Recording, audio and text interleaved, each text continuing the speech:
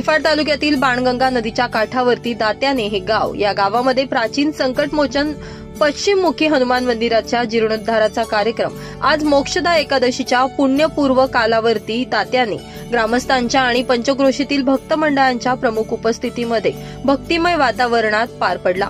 मोठ्या उत्साहात आणि मंगलमय वातावरणात हा कार्यक्रम पार पडला।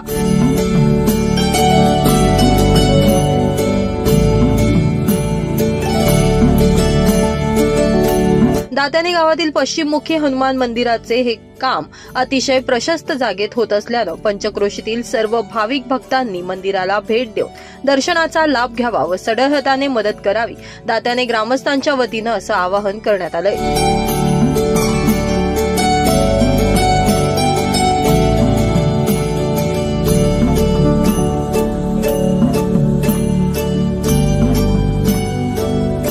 प्रभू रामचंद्राच्या पदस्पर्शाने पावन झालेल्या या दात्याने नगरीमध्ये आज श्री संकटमोचन हनुमान मंदिराचा जीर्णोद्धार भूमिपूजनाचा कार्यक्रम आपण आयोजित केलेला आहे।